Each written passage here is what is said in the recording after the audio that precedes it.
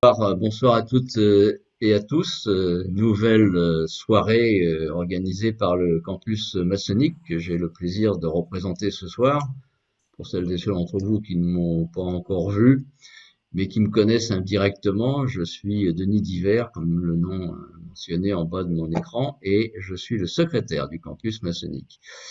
Et donc ce soir, dans le cadre de notre programme, nous avons le plaisir de collaborer avec un autre partenaire que ceux que nous avons déjà croisés lors de certaines de nos audiences précédentes, et qui est donc l'Alliance israélite universelle, et qui a bien voulu travailler avec nous pour que nous puissions bénéficier du regard que Monsieur Rivon Krigier va développer pendant l'heure qui vient sur la thématique générale de l'éthique de vie. Et je lui laisserai d'ailleurs le soin de prononcer lui-même le titre, car je ne suis pas un spécialiste de la langue hébreuse, et par conséquent, je ne voudrais pas écorcher le titre exact. Donc, Monsieur Yvonne Crigier, vous le savez, puisque vous avez reçu l'information, mais je le rappelle, membre des jeunesses à Zaïre, installé en Israël en 77, étudiant à l'université hébraïque de Jérusalem, Jewish Institute of Jewish Studies. Il a travaillé sur différents sujets. En 1991, devient un rabbin et d'une communauté à Paris, première communauté d'ailleurs de cette nature créée en France. Il est titulaire d'un doctorat de la Sorbonne en sciences des religions. Je vais essayer d'aller vite parce que c'est un CV d'une extraordinaire richesse. Donc des publications d'articles dans diverses revues sur des thématiques qui ont toujours trait à la problématique de l'éthique de vie et de la révélation. Et le dernier ouvrage d'ailleurs est un essai, un des derniers ouvrages est un essai intitulé L'homme face à la révélation, qui avait été publié en complément d'un ouvrage de Louis Jacob sur la révolution sans déraison. Voilà, c'est un peu lapidaire dit comme cela, mais je pense que c'était nécessaire quand même d'en dire l'essentiel et pas en dire de trop, parce que ce qui est important, bien entendu, c'est que monsieur, nous vous écoutions. Donc, comme le disait Ariel Dirian tout à l'heure, vous posez vos questions sur le fil de discussion plutôt que de proposer des interventions à la fin de la réunion. On verra, selon le nombre de questions posées, si nous redonnons la parole directement à chacun de vous pour qu'il exprime verbalement sa question. Sinon, c'est moi qui me ferai l'intermédiaire entre chacune et chacun de vous et notre conférencier de ce soir. Donc, monsieur Rivon Crigier, je vous laisse la parole, et d'ailleurs, pour être sûr de ne pas interférer, je vais couper mon micro pour que il n'y ait pas d'effet secondaire dans vos interventions. Je vous laisse prendre la parole.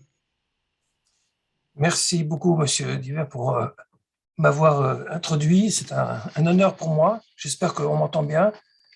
Le sujet dont je vais vous parler est apparemment un sujet très consensuel, puisqu'il s'agit de la sauvegarde de la vie.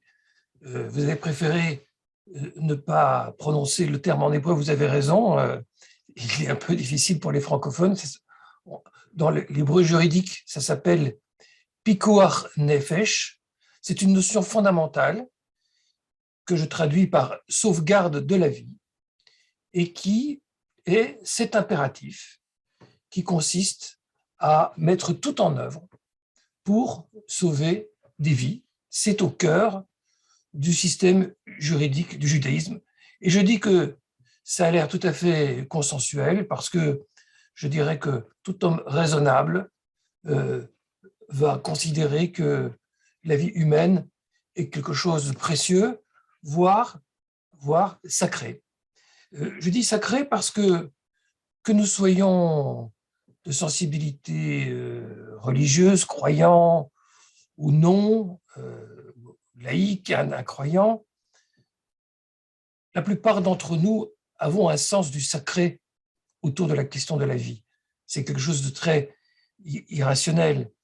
Du point de vue biblique, la notion fondamentale qui a été abondamment reprise ensuite par la tradition chrétienne et puis la tradition même musulmane, c'est cette idée de l'homme créé à l'image de Dieu.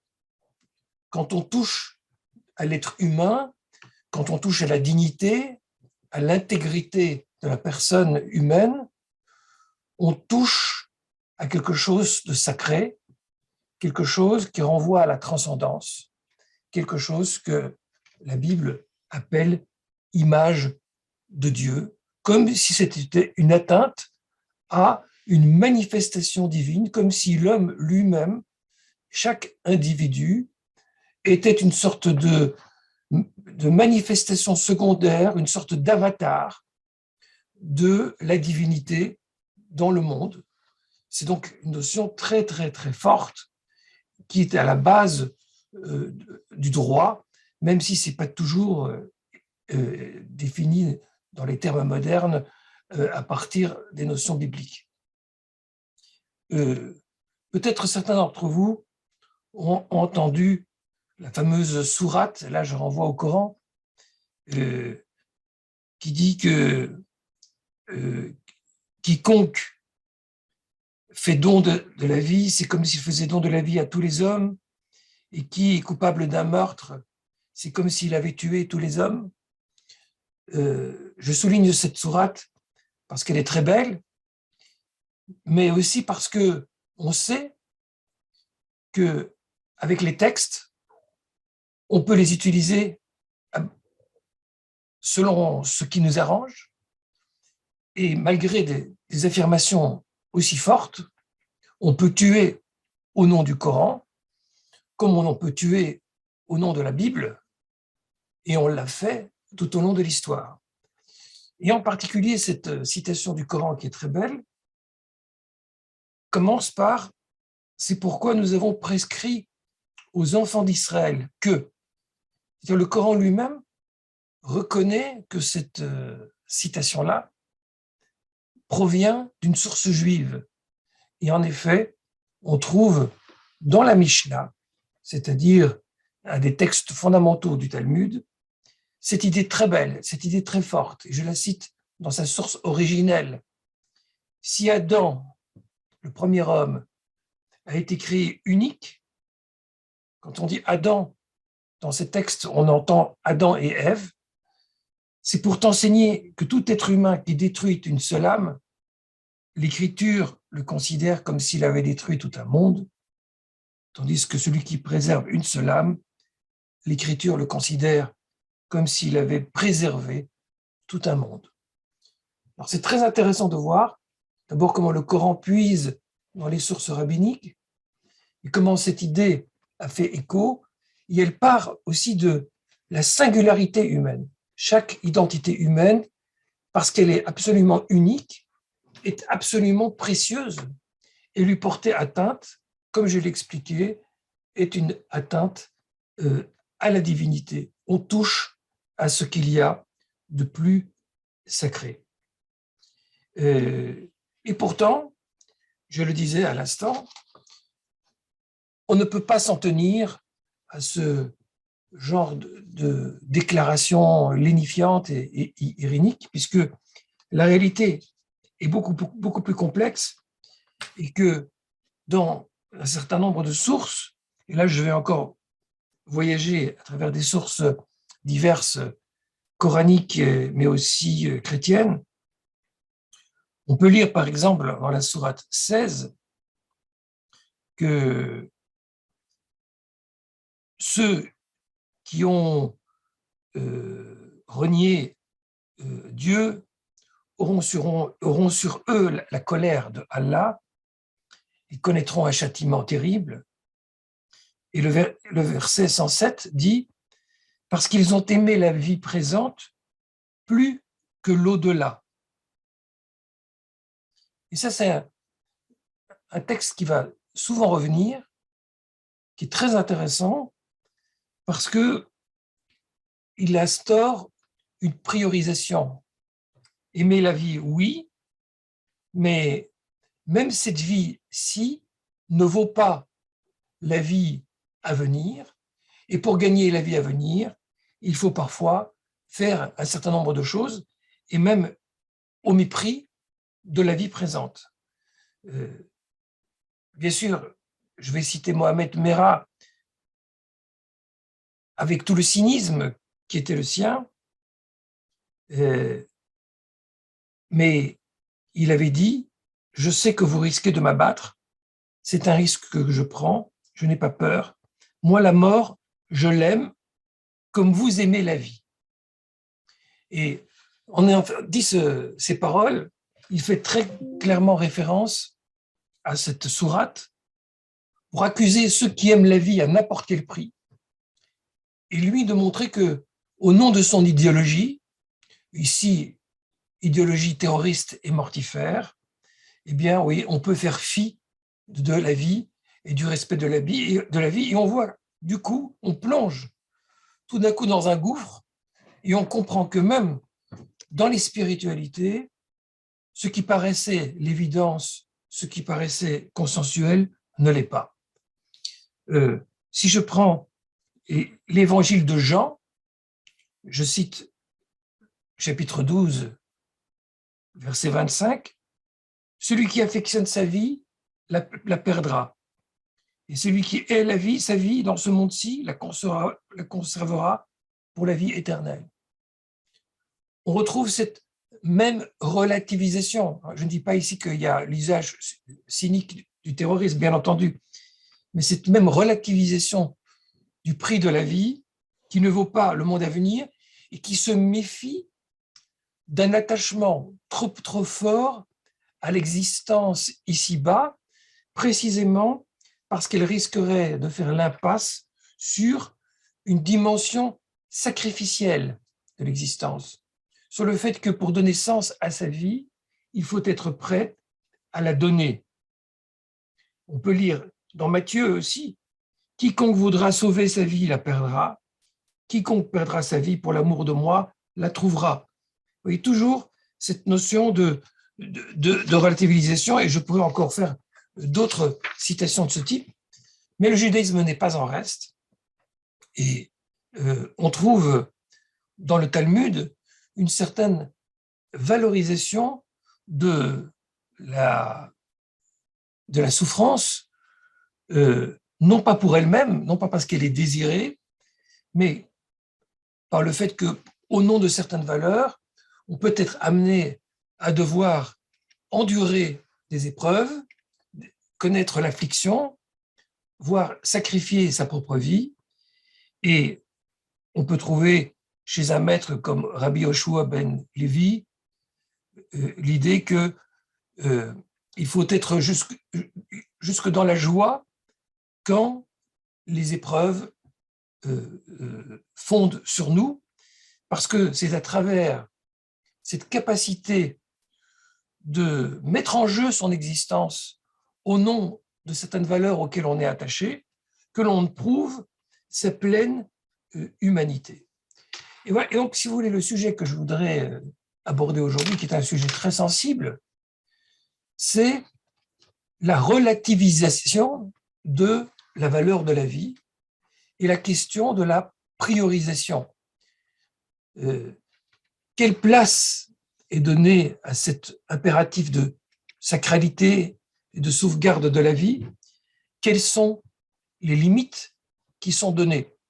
Et c'est bien sûr quelque chose que je vais soumettre à votre réflexion et aussi à vos remarques, à vos réserves, que vous aurez évidemment tout à fait le droit d'émettre. Alors, je vais commencer par des choses très évidentes, encore, mais nécessaires, parce qu'il y a beaucoup d'ignorance autour de tout cela.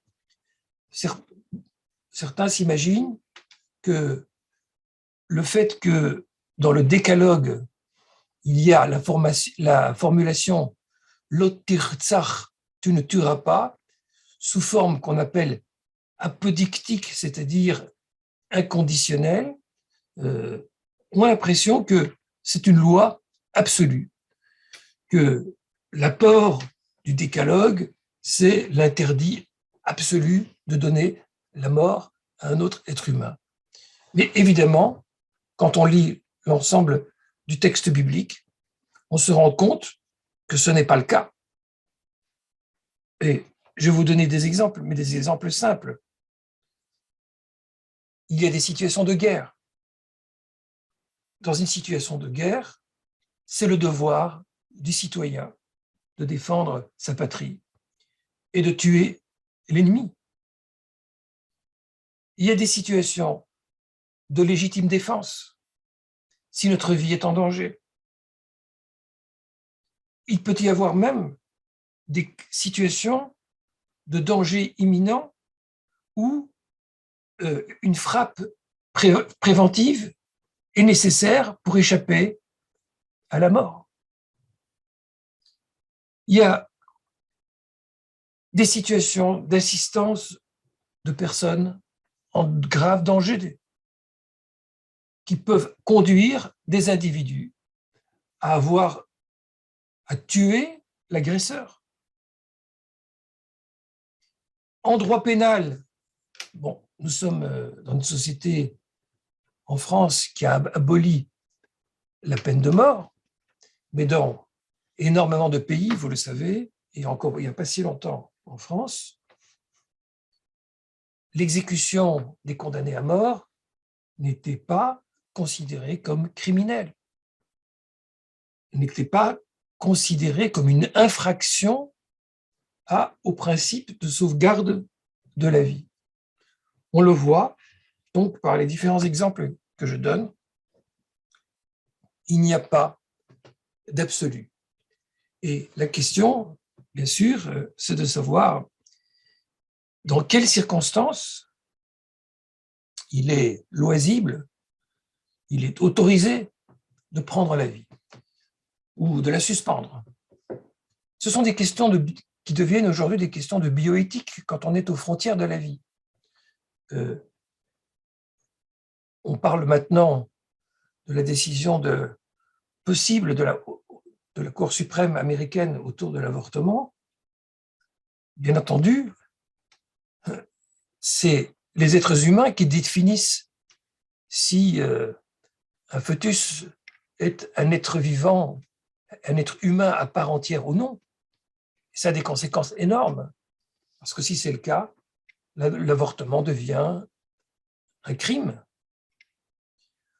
À l'autre extrême, nous pouvons parler de la question de l'euthanasie ou du suicide assisté, ou même de la sédation jusqu'à la mort, qui est une forme, il faut bien le reconnaître, de suicide assisté, qui ne dit pas tout à fait son nom, mais qui entraîne, qui précipite la mort.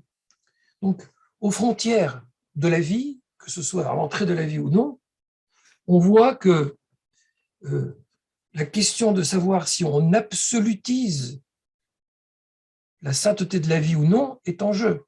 On sait que du côté chrétien, il y a un très fort militantisme pour considérer que, aux frontières de la vie est pleine et a toute sa force et sa dignité, et on va récuser de manière générale, à un degré ou un autre suivant les écoles, l'avortement. On va récuser les formes d'euthanasie, de suicide assisté, et on va même plus loin encore, puisque la sacralité de la vie va jusque l'interdit largement suivi de la contraception, des essais sur les embryons, enfin bref, on a une vision ici extrêmement élargie de la sacralité de la vie. Dans d'autres traditions, certaines que je connais mieux, d'autres que je connais moins bien, mais je parlerai de la tradition hindoue, de la tradition musulmane, de la tradition juive, et je parlerai évidemment surtout de la tradition juive, il n'y a pas ce caractère aussi absolu de la vie. il y a bien sûr, on l'a vu, ce principe de sauvegarde qui est au cœur, mais il y a des questions de priorisation et la vie, la valeur de la vie est mise en relation avec d'autres valeurs qui sont concurrentes. Je vais donner un exemple simple pour ne pas être abstrait, mais un exemple pour lequel d'ailleurs en général même beaucoup de chrétiens seront du même avis que les juifs en la matière. Lorsque la vie de la mère qui porte le fœtus est en danger, un principe de priorisation sera de donner la préséance à la mère, quitte à tuer le fœtus. Cette question en particulier a été objet de débat. Encore une fois, à l'intérieur du christianisme, il y a des positions diverses, mais c'est un exemple type où l'on voit qu'on ne peut pas simplement poser le principe absolu de la vie sans le mettre en rapport avec des situations concurrentes, des situations de choc de valeurs où il faut faire des choix de priorité. J'en profite puisque je suis le rabbin de service ce soir, je suis obligé de faire un peu d'humour juif et je vais vous raconter une des boutades à propos de cette question du statut de l'embryon, hein, parce que on s'est posé la question dans les traditions monothéistes, c'est à partir de quand commence ce qu'on appelle l'animation, c'est-à-dire à partir de quand l'âme entre dans le fœtus, ou pour dire les choses autrement, à partir de quand un individu est une personne à part entière avec toute la sacralité que cela signifie. Alors, la blague juive, si vous voulez, c'est de reprendre le fait que pour les chrétiens, on est considéré comme personne humaine à partir de la conception. Pour les musulmans, on est une personne à part entière à partir de la naissance. Et pour les juifs, c'est beaucoup plus tardif. On est considéré comme une personne à part entière à partir du moment où on obtient son doctorat. Voilà, bon, c'est pas la définition, vous l'avez compris, juridique et traditionnelle, mais ça indique, si vous voulez, une question à laquelle en réalité personne d'entre nous n'a de réponse, parce qu'on est dans le domaine métaphysique. À partir de quand nous sommes en droit d'attribuer la qualification de personne à part entière à un individu. Et ça, évidemment, ça a une application énorme. Et même quand on a cette qualification de personne à part entière, comme c'est le cas en fin de vie, par exemple, que penser de la personne qui considère que sa vie est arrivée à son terme, qu'elle est dans un tel état de souffrance aiguë qu'elle considère que prolonger son existence est une forme d'acharnement, qu'elle en perd toute dignité. Est-ce que cette personne-là doit porter à son corps défendant la dignité absolue qui interdirait d'interrompre son existence? Oui. Voilà comment je crois il faut poser les questions. Je crois que la force de la tradition juive, c'est qu'elle a pour mode de fonctionnement de ne pas être uniquement dans les grandes avenues et dans les grands principes.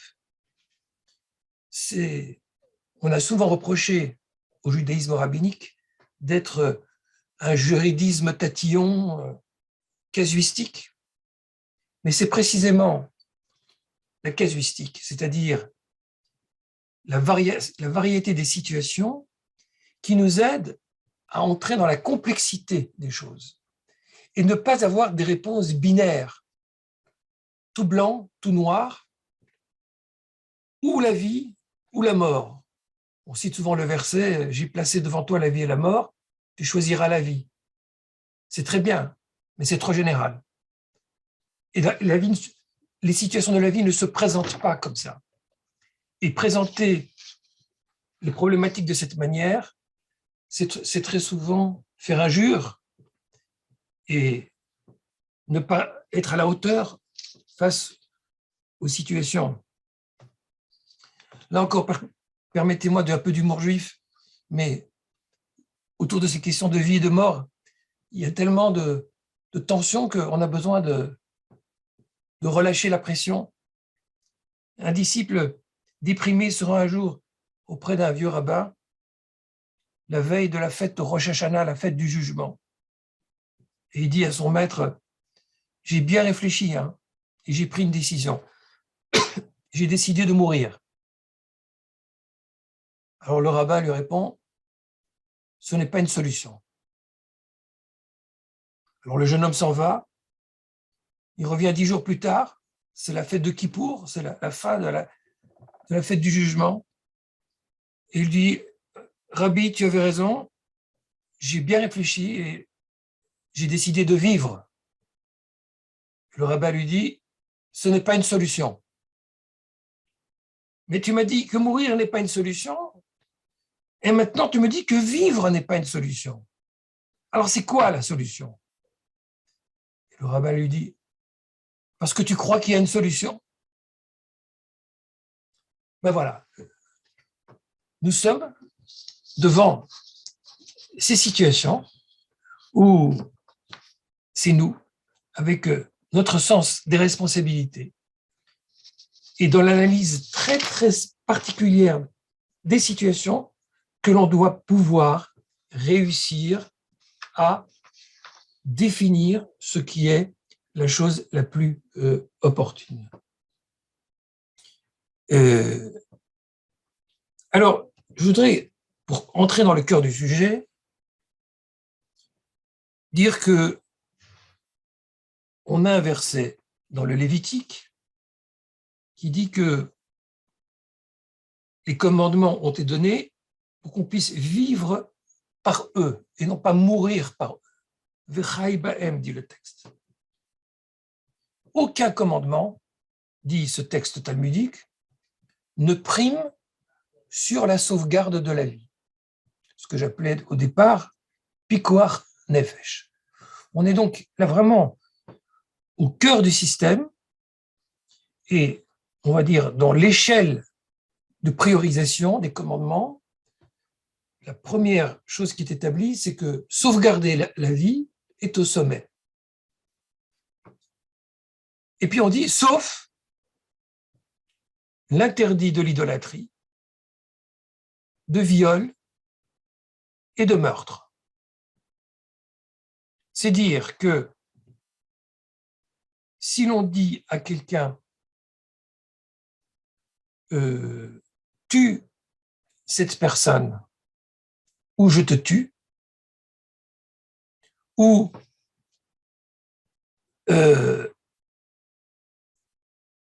rends un culte à cette idole ou je te tue, ou viole telle personne ou je te tue, il faut préférer la mort. Évidemment, je vous parle de la théorie, parce que dans les situations, c'est d'une exigence extrêmement difficile, mais on sait que dans bien des situations de guerre et autres, des personnes qui ont été soumises à la torture ont préféré mourir plutôt que de trahir leurs proches. Il y a dans le viol ici la reconnaissance d'une très très grande violence aussi, et refuser d'y participer, même au risque de sa vie, est considéré comme quelque chose qui est un impératif. Pour nous, les modernes, l'idolâtrie, c'est beaucoup plus difficile à comprendre parce que pour nous, modernes, l'idolâtrie, ça paraît quelque chose qui est dénué de signification. Qu'est-ce qu'il y a de si terrible à s'agenouiller devant une idole? C'est un sujet trop complexe que je ne peux pas aborder, mais dans l'Antiquité, il y a là comme une sorte de reniement public de sa foi, de son engagement. Et quand ça a un caractère public, ça peut avoir des conséquences énormes pour contraindre des populations entières à abandonner leur religion. Eh bien, dans ces situations-là, on voit que la vie n'a plus la priorité.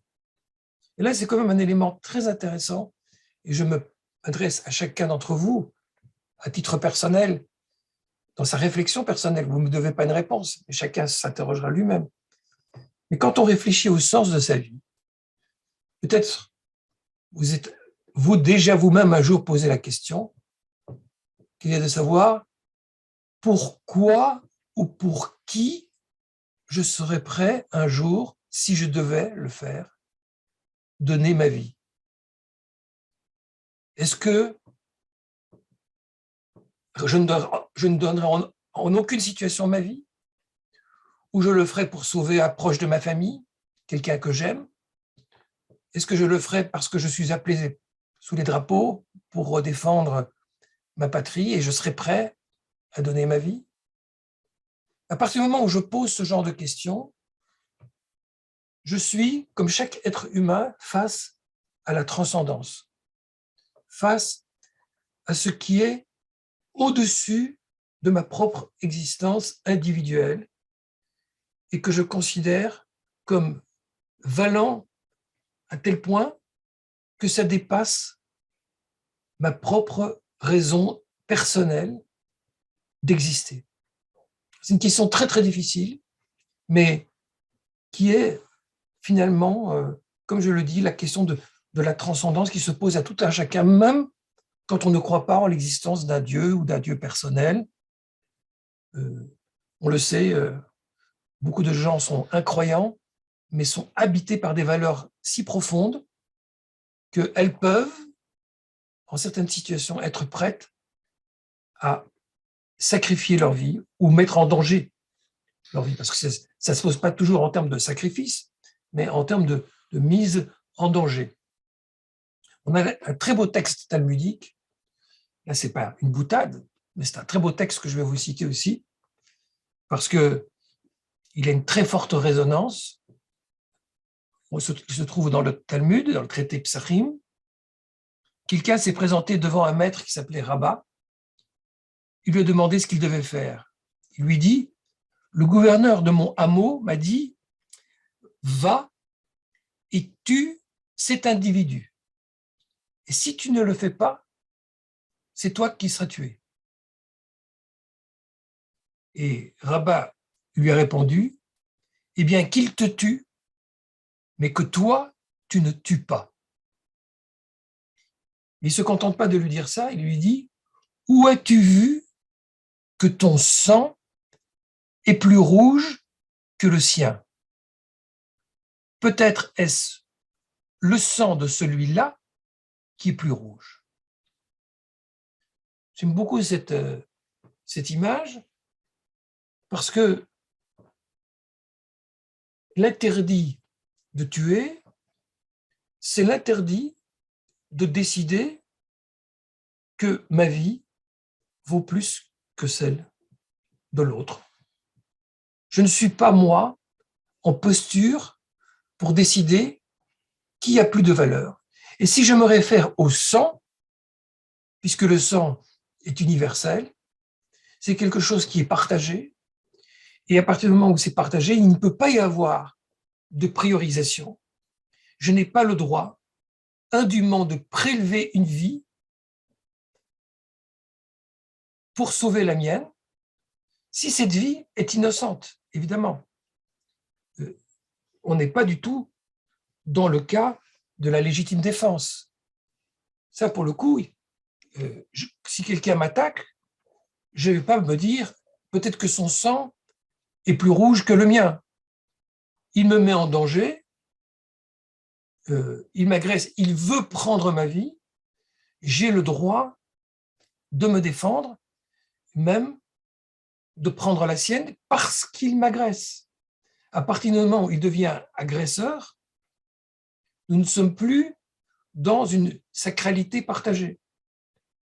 Je suis en situation où j'ai le droit de me préserver si, de manière indue, quelqu'un veut me tuer. Non seulement ça, mais il y a un principe très net dans le Talmud qui dit que si on a la certitude qu'une personne est en chemin pour venir nous tuer, le Talmud dit de manière très crue,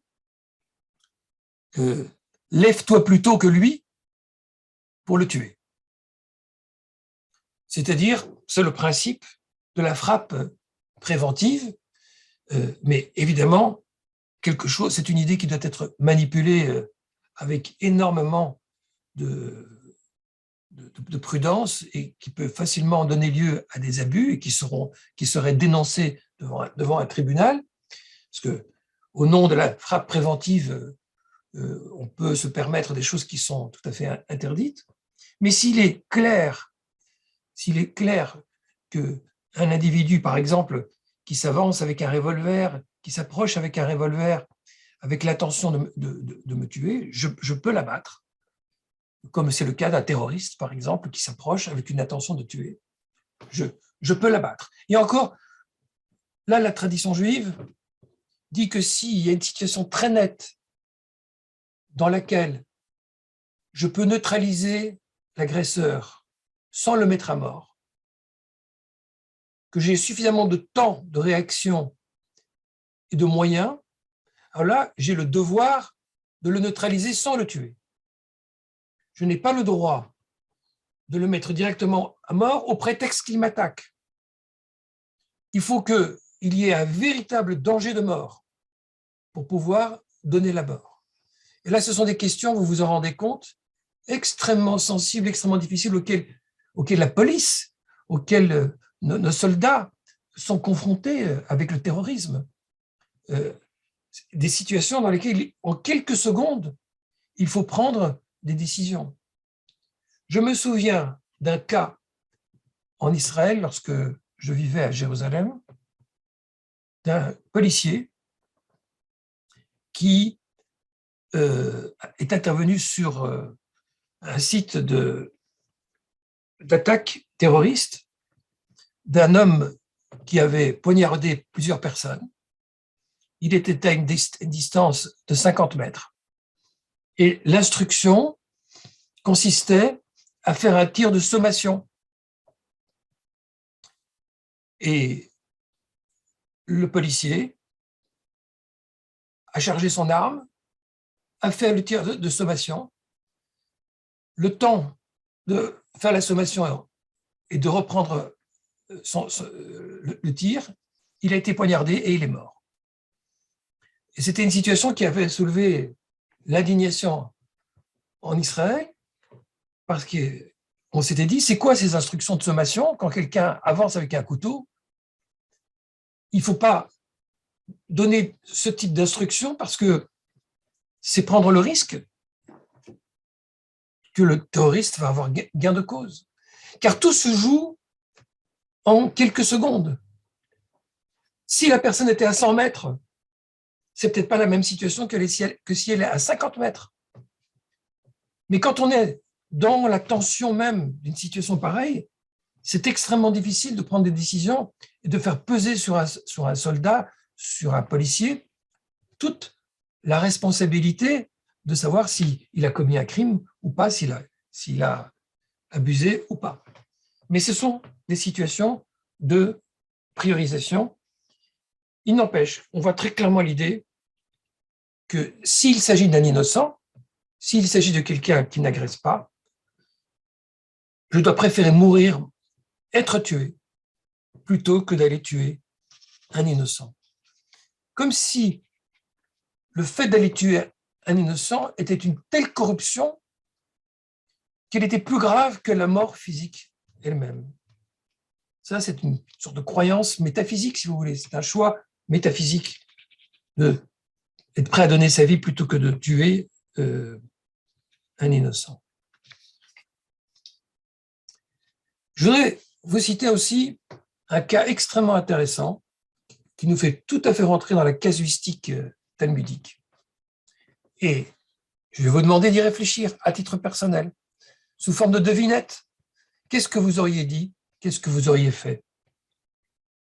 À propos du verset, et ton frère vivra avec toi, hein, comme celui que je citais tout à l'heure, que la sauvegarde de la vie est prioritaire. C'est le cas de deux hommes qui marchent en chemin et qui se trouvent dans le désert. Et seul l'un d'entre eux détient une gourde d'eau. S'ils boivent tous les deux, ils meurent. Si un seul boit, celui-ci pourra parvenir à un point d'habitation et donc sauvera sa vie. Alors que faut-il faire? Partager la gourde? Donner la gourde?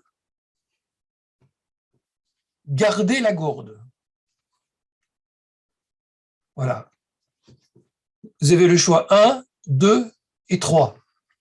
Si vous n'avez pas la bonne réponse, vous êtes éliminé et peut-être que vous n'aurez pas la gourde.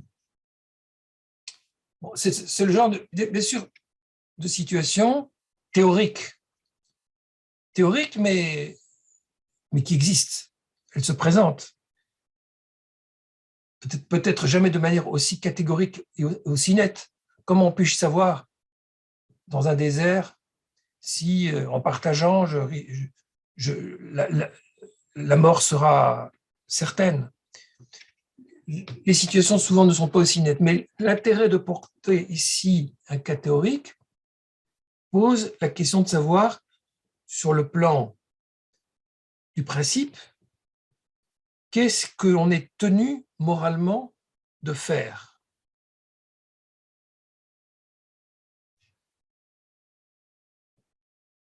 Eh bien, la réponse, en tout cas que dans le Talmud, vous pouvez la discuter, c'est qu'il y a plusieurs opinions. Et évidemment, c'est comme ça que ça se passe dans le Talmud.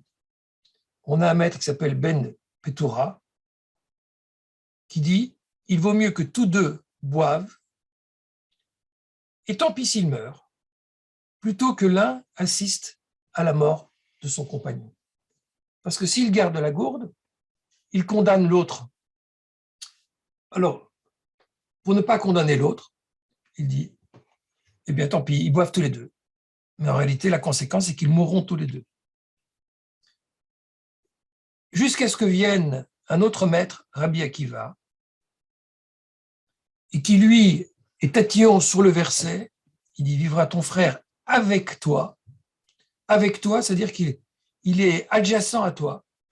C'est-à-dire que ta survie à toi a préséance sur la vie de ton compagnon.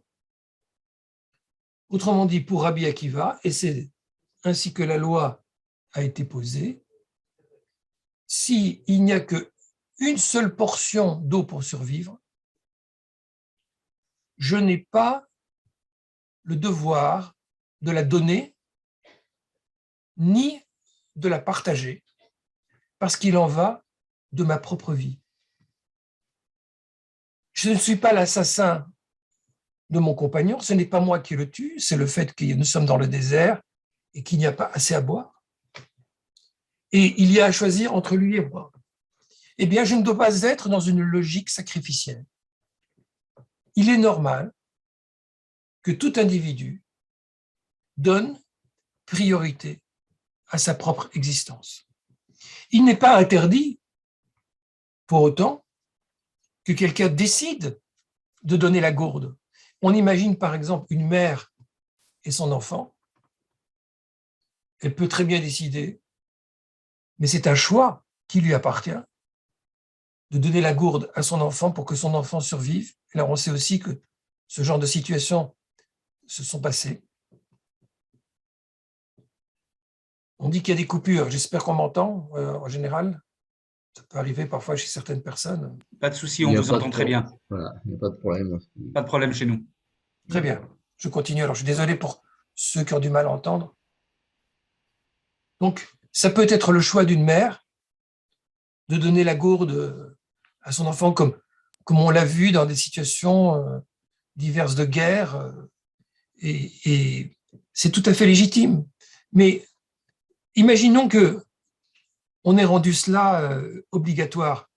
La situation serait presque absurde, parce que ça voudrait dire que, par exemple, quelqu'un qui est en insuffisance cardiaque et qui risque d'en mourir, et que je peux être un donneur, si j'avais le devoir de donner mon cœur, eh bien, chaque individu serait obligé de donner sa vie pour que d'autres vivent. Ça n'a pas de fin et ça n'a pas de sens. Donc, il est tout à fait normal et admissible moralement, sans scrupule, que la priorisation soit du côté de celui qui détient la vie. On ne doit pas mettre en danger sa vie, gravement en danger, pour en sauver une autre. Et à ce sujet, les rabbins en débattent, parce que néanmoins, quand on se porte au secours d'une personne, je prenais le cas tout à l'heure du policier, il y a toujours un risque de mourir. Et donc, les rabbins se sont posé la question de savoir, oui, d'accord, on a priorité, mais au nom de cette priorité, on ne peut pas pour autant rester dans la passivité. Il y a un devoir d'assistance à personne en danger. Alors, jusqu'où va ce devoir? Alors, c'est une question très sensible qui a donné lieu à de longs développements juridiques, mais un des rabbins du XVIe siècle, le Radbaz, a évalué comme ça qu'il n'est pas raisonnable de se mettre en danger pour sauver une personne si ça dépasse les 50%, une chance sur deux. Bon, il donne un ordre d'idée. Ça veut dire qu'un homme courageux, jusqu'à 50%, jusqu'à une chance sur deux, a le devoir de risquer sa vie pour en sauver une autre. Évidemment, il ne faut pas prendre au sérieux ces pourcentages, c'est un ordre d'idée, mais qui laisse comprendre qu'à la fois il y a un devoir d'assistance, mais non pas un devoir de risquer la mort de manière évidente pour en sauver une autre. Mais ce qui est tout à fait intéressant aussi, c'est que dans les débats sur cette question, sur ce passage talmudique, c'est que l'idée que le détenteur de la gourde la conserve est considérée comme justifiée, cette norme est considérée comme justifiée, même si, par exemple, celui qui détient la gourde est une personne malade et qui sait qu'elle n'a plus que quelques mois à vivre. Ce n'est pas parce qu'elle n'aurait que quelques mois à vivre que sa vie serait moins importante que celle de l'autre. Et là, il y a une idée très forte, c'est qu'une vie courte a encore toute sa dignité. Et c'est pourquoi la question des greffes du cœur ont posé beaucoup de questions dans les années 90, en tout cas en Israël, car la question était de savoir si, en prélevant un cœur pour sauver une autre personne, on n'abrégeait pas la vie du donneur. Et une vie, même courte, est une vie à part entière. il y a un principe talmudique qui dit En dochim nefesh mipnei nefesh. On ne repousse pas une vie pour en sauver une autre, même si elle est très courte. C'est uniquement à partir du moment où on a pu établir la mort cérébrale, la mort du tronc cérébral, pour laquelle on a acquis beaucoup plus de certitude sur la mort du donneur, qu'il a été possible en Israël que les greffes du cœur soient autorisées. Mais ça reste toujours une question très très sensible, bien sûr, de la part de celui qui fait un don de greffe. C'est le cas même de celui qui donne un rein. On a 2 reins, c'est très bien, mais il y a toujours un risque dans une opération. Il peut y avoir un rein qui est plus fragile. Toute la question, c'est de savoir jusqu'où on doit se mettre en danger. On considère que donner un rein, c'est un bel accomplissement, mais il est parfaitement légitime, du point de vue de la morale juive, de ne pas donner son accord, de donner un rein, au risque d'affaiblir son corps, au risque de mourir dans une opération. Ce sont des questions de conscience, des questions qui doivent se discuter et qui sont laissées au choix et à la conscience des personnes. Je voudrais encore aborder brièvement dans ces questions que j'aborde la fameuse question des vaccins. Parce que, on le sait, en France, mais c'est vrai dans beaucoup d'autres pays, ce sujet a soulevé beaucoup de polémiques, notamment sur la question de savoir si on est en droit d'imposer le vaccin. Alors, en fait, il s'avère que derrière cette question, il y a la question du statut de la médecine, la question de la confiance qu'on a dans les médecins, et par-delà les médecins, la confiance dans le système, ce qu'on appelle le système, c'est-à-dire les labos pharmaceutiques, l'industrie qu'il y a derrière tout ça. Est-ce qu'on est manipulé? Est-ce qu'on n'est pas manipulé? Est-ce qu'il y a un complot? Est-ce qu'il n'y a pas de complot? Est-ce qu'on a le droit d'interférer dans le choix qui relève des individus? On a vu qu'il y a beaucoup de choses qui relèvent des choix de conscience. Est-ce qu'on a le droit d'imposer? J'en pose des questions que nous nous sommes tous posées. Et là, je voudrais donner simplement quelques éclairages, quelques indices de réflexion qui aident ceux qui sont imprégnés de la littérature juive à réfléchir sur ces questions. D'abord, vous allez peut-être trouver ça plaisant, mais il n'y a pas toujours une très bonne opinion des médecins. Il y a un texte, un épigramme un peu grinçant, qui dit que le meilleur des médecins ira au purgatoire.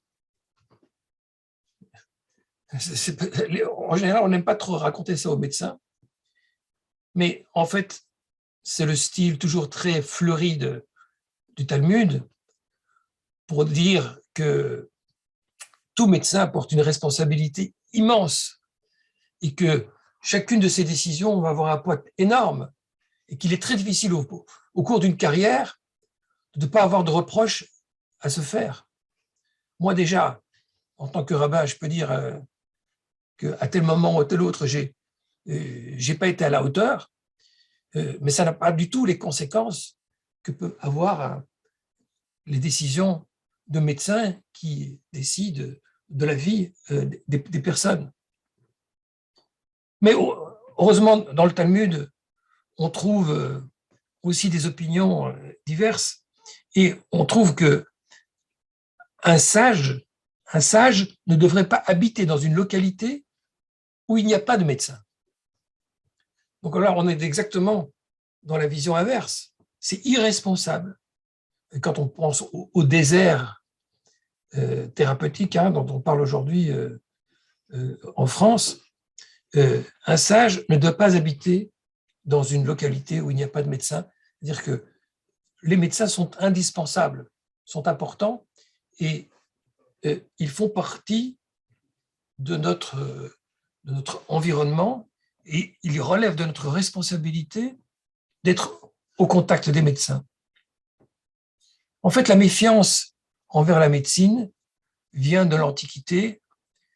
Dans l'Antiquité, vous le savez, on pourrait plutôt parler de guérisseurs que de médecins.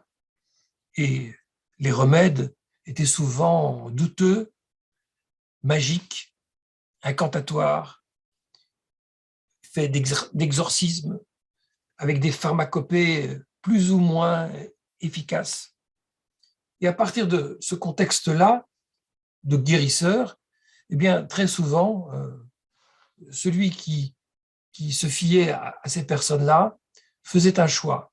Et on pouvait considérer même qu'il y avait une forme d'impiété à placer sa confiance dans des guérisseurs plutôt que dans la générosité divine, avec cette croyance que si on est une personne juste, eh bien, la miséricorde divine se portera davantage sur soi.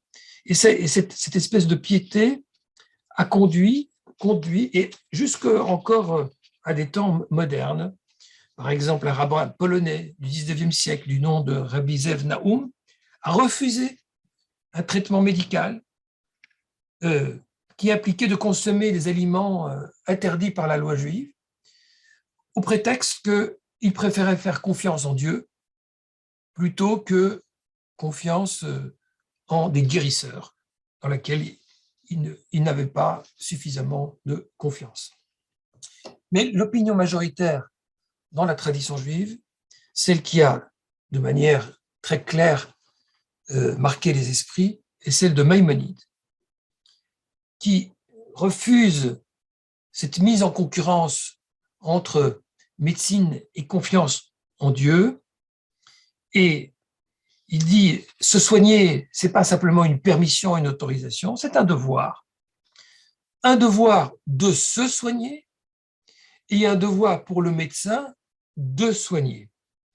Et ce qui est tout à fait intéressant comme image, c'est que comme il n'y a pas vraiment de verset sur quoi s'appuyer pour défendre cette thèse, Maïmonide était lui-même médecin, et un très grand médecin de son temps, il dit que il y a un verset dans le Deutéronome qui dit qu'il faut restituer un objet qui a été égaré par une personne. C'est un devoir, quand on trouve un objet, de le rendre à son propriétaire. Eh bien, Maïmonide explique, cela inclut son propre corps, de sorte que si quelqu'un a perdu la santé, c'est un devoir de la lui restituer. Et c'est comme ça qu'il fonde le devoir du médecin de rendre la santé à celui qui est malade. Une notion tout à fait intéressante qui donne un statut très fort à la médecine. Bien sûr, et c'est par cette question-là que je voudrais peut-être terminer mon intervention et puis vous laisser la parole. Et la question souvent qui se pose, c'est celle des traitements. Qui décide? Dans le cas des vaccins, est-ce que la personne qui est concernée, celle qui doit être vaccinée, a son mot à dire? Ben, la réponse en général, c'est oui. Si il s'agit de se protéger uniquement elle-même, elle a le droit d'avoir confiance ou ne pas avoir confiance en la médecine. Ça dépend de son évaluation. Bien sûr, quelqu'un qui est rationnel à mon avis, et c'est l'avis de la plupart des grands décisionnaires, doit considérer que ce n'est pas un médecin en général isolé qui décide de la validité des vaccins. Il y a une communauté scientifique. Et c'est parce qu'il y a une communauté scientifique qui discute et qui pèse les choses qu'on a de bonnes raisons d'avoir confiance ou non dans un vaccin. Et si la communauté scientifique a un avis très clair sur la question, il est normal de faire confiance et d'appliquer les décisions d'un État, même si l'État considère que c'est un devoir de se vacciner. Mais ce devoir est d'autant plus amplifié et devient impératif, absolu, si la non-vaccination induit un risque de contamination des autres. Et là, c'est toute la question obscure, et je ne vais pas rentrer dans le problème du Covid, parce que ce n'est pas le sujet de ce soir, mais on va dire les choses en théorie. Si être vacciné assure non seulement une protection personnelle, mais augmente la protection des autres, alors oui, c'est un devoir de vacciner, et oui, un État a le droit d'imposer des vaccins, comme d'ailleurs, on le sait, il l'impose aujourd'hui à la population pour un certain nombre de maladies comme la rubéole et d'autres. Voilà, c'est une question très très sensible, mais qui montre que l'impératif de la vie est tel que, oui, la plupart des décisionnaires ont considéré qu'il y a des moments où c'est un devoir et d'utiliser des remèdes médicaux. Il peut y avoir une situation inverse, et c'est un cas tout à fait intéressant, celui, par exemple, du jeûne de Kippour, où pendant 25 heures, des personnes doivent jeûner, selon le rite. Cette situation est en général vécue correctement par l'écrasante majorité des personnes, mais il peut y avoir un moment, pour une raison ou une autre, des personnes plus sensibles, des personnes fragiles, des personnes malades, qui, à un moment, ont un malaise. Et la question, c'est de savoir, que faut-il faire? Faut-il suivre l'impératif très fort du jeûne de Kippour, ou faut-il manger? Ben, la réponse est claire, c'est que s'il y a danger de mort, c'est un devoir de manger à Kippour. Ce n'est pas simplement un droit, c'est un devoir. Comme le Shabbat, c'est un devoir de transgresser Shabbat pour sauver une vie, si une vie est en danger. Mais la question n'est pas toujours aussi simple. Et parfois, le malaise est un malaise qui n'est pas très net. Il n'est pas sûr que la personne soit vraiment en danger. Et elle a une forte migraine, elle sent une grande faiblesse. Et là, la question, c'est de savoir qui décide. Est-ce que c'est le rabbin? Est-ce que c'est le médecin qui est dans la salle? Est-ce que c'est la personne elle-même qui ressent le malaise?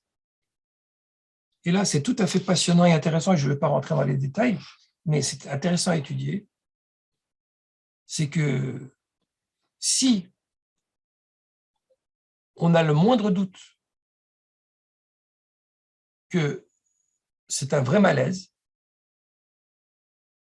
il est interdit de poser la question au rabbin. Il ne faut surtout pas lui poser la question. Il faut aller tout de suite apporter à manger à la personne. Et le maître, le rabbin, peut être blâmé s'il a laissé penser, il a laissé croire auprès de ses ouailles qu'il fallait venir le consulter en situation pareille. parce que c'est son devoir d'enseigner la priorité de la vie sur toute chose. Et si vraiment le malade lui-même doute qu'il y a des questions, eh bien, la décision peut se prendre en commun. Et il suffit que l'un des trois considère que la personne doit manger, c'est-à-dire si même le rabbin pense que la personne ne doit pas manger, le médecin pense que la personne ne doit pas manger, mais le malade dit, j'estime que si je ne mange pas, je vais défaillir, eh bien, c'est lui qui aura raison. On voit, et j'aurai peut-être encore l'occasion d'en donner encore l'un ou l'autre exemple, que la priorité de la vie est au cœur de la tradition juive. Je vous remercie de votre attention.